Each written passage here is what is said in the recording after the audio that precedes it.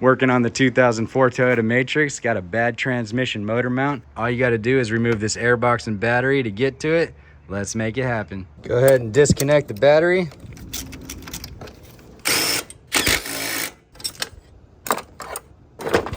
Go ahead and remove this battery tray. Then we just disconnect the airbox. You get your mass airflow sensor and the purge valve. Go ahead and separate that. This clip right here, air intake hose. You got a hose back here that needs to be removed. Go ahead and unclick this. It'll come right on off. And you got some bolts right here that need to be removed. You just need to unclick this tab right here and it'll come right on off. And there is your transmission motor mount. If we move this wiring out of the way, you can see you got 1, 2, 3, and 4 bolts that need to be removed. Also this 5th one right here, it's gonna hit your battery tray. So you're gonna have to remove this first. Battery tray just has 10 millimeters. Come right on off.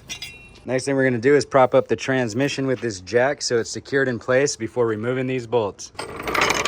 Throw a 2x4 underneath just to make it flush. This just takes a 14 millimeter. Got a bolt on the back to remove. There you go. I'm gonna use a breaker bar for these other 14 millimeters.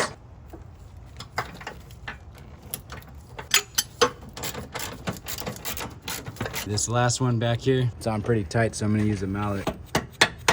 And there we have it. And we can go ahead and loosen all these by hand. The motor mount will come right on out. And you can see right here, it was completely split through and damaged and causing all the rattle. And I picked up this genuine OE replacement at the junkyard for pennies on the dollar. Go ahead and reinstall. That's how you do it yourself, save money and prosper.